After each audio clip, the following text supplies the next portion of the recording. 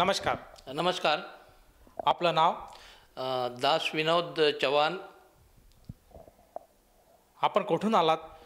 आम्ही बंजारा तांडा, तालुका माहूर, जिल्हा नांदेड. आपला व्यवसाय काय आहे? शेती आहे. संत रामपालजी महाराजांची गुरुदीक्षा आपण कधी घेतली? 2 एप्रिल 2020. संत रामपालजी महाराजांची गुरुदीक्षा घेण्या अगोदर आपण व आपला परिवार कोणती भक्ती साधना करत होतात? पारंपरिक देवी देवताची तुळजाभवानीची पूजा करत होतो. घरात असं समजा तुळजाभवानीची बकऱ्याचा प्रोग्राम व्हायचा. 2-3 वर्षानं बकरा कापायचं, तुळजापूरला यायचं आणि सतत आम्ही समजा तुळजाभवानीची पूजा करायचं. नंतर साईबाबाची भक्ती करत होतो. साईबाबाला पण शिर्डीला यायचं. नंतर आम्ही शेख फरीद बाबाची करत होतो. गणपती घरी बसवत होतो. शेख फरीद बाबाची पण आम्ही बकरे कापत होतो. आणि ह्या पारंपरिक आम्ही समजा कितीक वर्षापासून आमच्या 4 पिढीपासून हेच भक्ती करत होतो आमच्या घरात पूर्ण. आणि आमच्या घरात गोकुळ अष्टमी हे 4 पिढ्यापासून म्हणत होतो. कृष्ण जन्म जे आहे समजा गोकुळ अष्टमी हे पिढ्यानं पिढ्या आम्ही समजा तिथंच म्हणजे त्या पहिल्यापासूनच आम्ही करत होतो. सर, जसं तुम्ही सांगत आहात की अगदी आपण लहानपणापासूनच परंपरागत जी काही भक्ती साधना आपल्या समाजामध्ये होते ती भक्तिविधी आपण करत होतात. आपण साई भक्तसुद्धा होतात. त्याचप्रमाणे आपण शेख फरीद बाबा यांचीसुद्धा आपण भक्ती केलेली आहे. मला हे विचारायचं आहे की आपण जागोजागी वेगवेगळ्या ठिकाणाहून वेगवेगळ्या देवांकडनं ही भक्ती साधना करत होतात.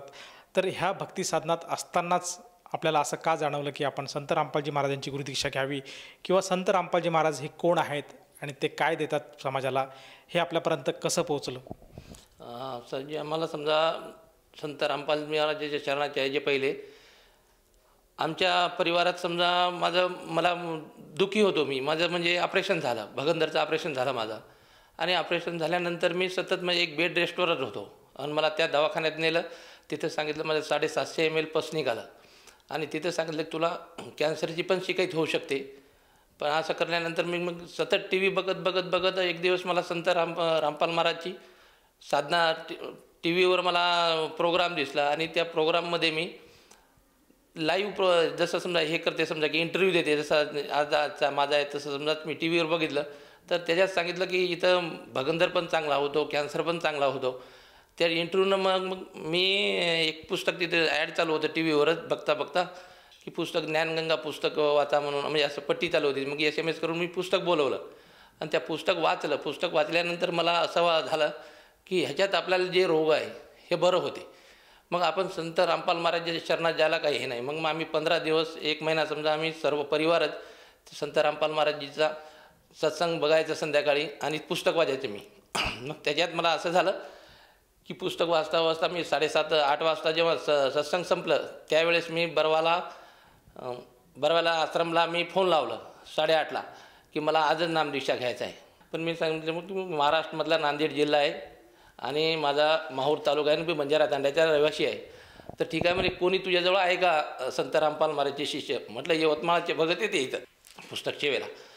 मग मी यवतमाळच्या भगतला ओळखत होतो. मग ते यवतमाळचे भगतजी मला म्हणजे पुस्तक दिलं ज्ञानगंगा आणि त्यानं सांगितलं की तू खरंच करतं का? तू तर लई म्हणजे मी दारू पण पित होतो, म्हणजे आगाऊ व्यसनमध्ये होतो मी. मग अरे तू म्हणजे हे करणार नाही? म्हटलं नाही मला नामदीक्षा घ्यायचंच आहे, ह्याची माझी बिमारी चांगली होते. आणि दुसऱ्या दिवशी मला नामदीक्षा दिली. आणि नामदीक्षा झाल्यानंतर मी गुरुजीला एवढंच सांगितलं की गुरुजी, संत रामपालजी महाराज तुम्ही खरंच संत रामपालजी परमात्माचे अवतार आहे, तर मला या बिमारीतून मुक्त करा. मग मी त्याच दिवशी असं संकल्प केला की परमात्मा मी आजपासून हे गोळ्या घालणार नाही. मग असं झालं माझं की मी गोळ्या त्या दिवशी बंद केल्यानंतर मी सांगितलं की आता मी गोळ्या घेणारच नाही.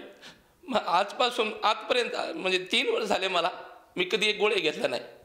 आणि ती बिमारी कशी गेली हे मला पण माहीत नाही. सर, जसं आपण आता उल्लेख केला की संत रामपालजी महाराजांचं जे ज्ञान आहे हे आपण सत्संगाच्या माध्यमातून, त्याचप्रमाणे ज्ञानगंगा ह्या पुस्तकातून आपण अर्जित केलं आणि आपण संत रामपालजी महाराजांना अगदी अंतःकरणातून हाक दिली की मला जो रोग आहे, जो काय आपला भगंदराचा जो त्रास होता, त्या असह्य अशा वेदनातून जर तुम्ही मला राहत देत असाल तरच तुम्ही परमेश्वर आहेत, अशी तुम्ही त्यांना हाक दिली. आणि परमेश्वराने तुमचं म्हणणं ऐकलं आणि तुम्हाला त्यातनं बाहेर काढलं.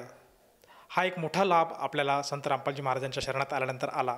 मला हे विचारायचं आहे की हा लाभ तर ढोबळमानाने आपण सांगितलेलाच आहेच.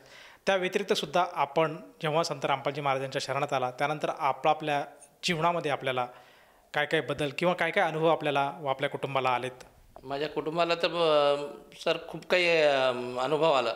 आणि माझ्या कुटुंबात काय आमच्या घरात पण समजा म्हणजे एकदम त्रास होता. म्हणजे सर्व आमचे नातलग पण कोणी यायचे नाही.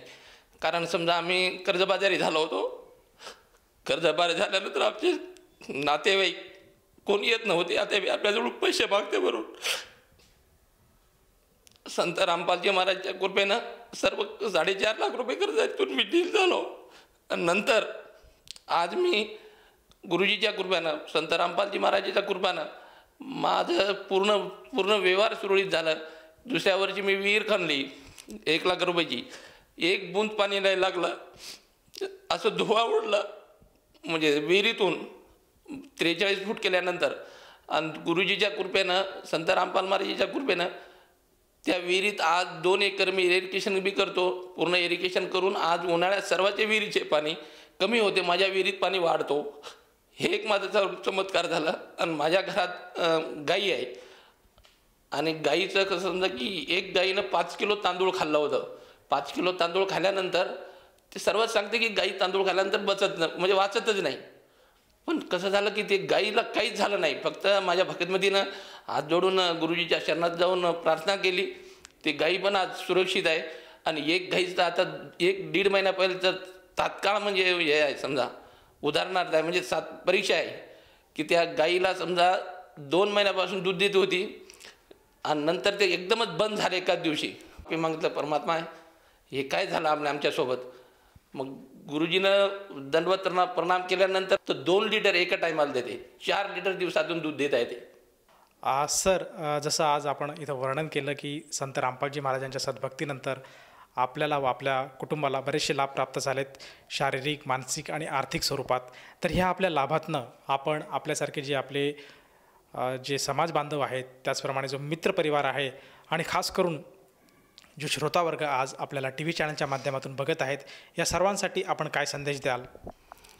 मी माझ्या समाज बांधवाला एक असा संदेश काही नाही प्रार्थना करतो हात जोडून की संत रामपालजी महाराजच्या शरणात या आणि पूर्ण सद्भक्ती मिळते. आणि सर्व काही आपल्या मागचं समजा जे रोग आहे समजा बिमारी आहे, आर्थिक अडचण आहे, शारीरिक कष्ट आहे, सर्व काही या शरणात आल्यानंतर संत रामपाल महाराजांच्या शरणात आल्यानंतर सर्व आपला नाहीसा होतो.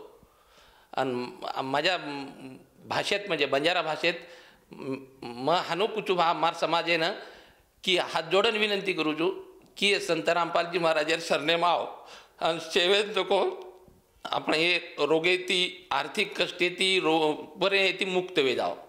सर, जसं तुम्ही आज समाजाला आवाहन करत आहात की समाजाने संत रामपालजी महाराजांचं ज्ञान समजून घ्यायला हवं आणि जर त्यांना आपल्या दुःखापासून, कष्टापासून आणि ज्या काही अडीअडचणी आहेत त्यातून जर दूर व्हायचं असेल तर सद्भक्ती स्वीकारून संत रामपालजी महाराजांची शरण घेणं अनिवार्य आहे. या भावनेतनं जर एखाद्याला वाटलं की आपणसुद्धा संत रामपालजी महाराजांच्या गुरुदीक्षेत यायला काही हरकत नाही, तर ती व्यक्ती संत रामपालजी महाराजांची गुरुदीक्षा कशी घेऊ शकेल?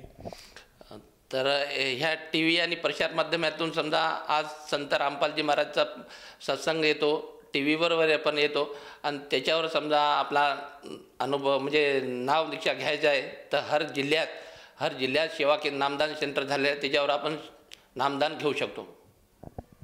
सर, जसं तुम्ही सांगत आहात की आज बऱ्याचशा टी व्ही चॅनलवर संत रामपालजी महाराजांचे सत्संग प्रसारित होतात, त्याचप्रमाणे आज आपली जी मुलाखत होत आहेत त्या मुलाखतीदौरान टी व्हीवर काही नंबर फ्लॅश होत आहेत. त्या नंबरवर जर संपर्क साधकाने साधला तर त्याला जवळच्या नामदान केंद्राची माहिती मिळेल आणि तेथे जाऊन तो साधक संत रामपालजी महाराजांची नामदीक्षा घेऊ शकेल.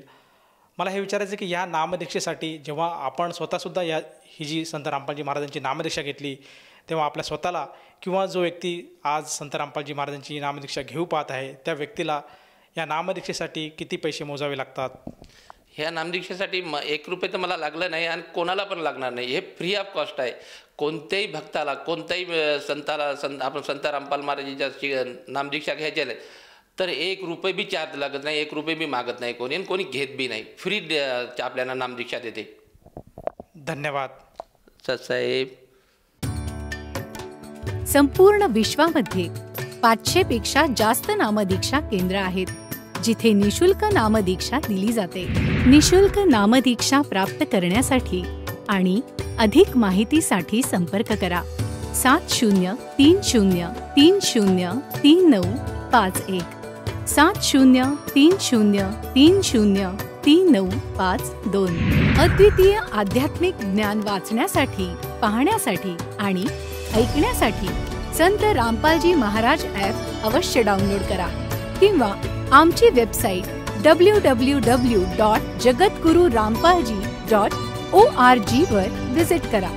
आम्हाला सोशल मीडियावर फॉलो करा। सर्व पवित्र धर्मांच्या पवित्र शास्त्रांवर आधारित प्रमाणित अनमोल पुस्तक ज्ञानगंगा किंवा जगण्याचा मार्ग यापैकी कोणतेही एक पुस्तक निशुल्क मागवण्यासाठी आपण आम्हाला आपले पूर्ण नाव, पूर्ण पत्ता, पिनकोड आणि फोन नंबरसह लिहून 7030303951 किंवा 7030303952 या नंबरवर SMS करू शकता किंवा 7030303950 या नंबरवर व्हॉट्सअप देखील करू शकता।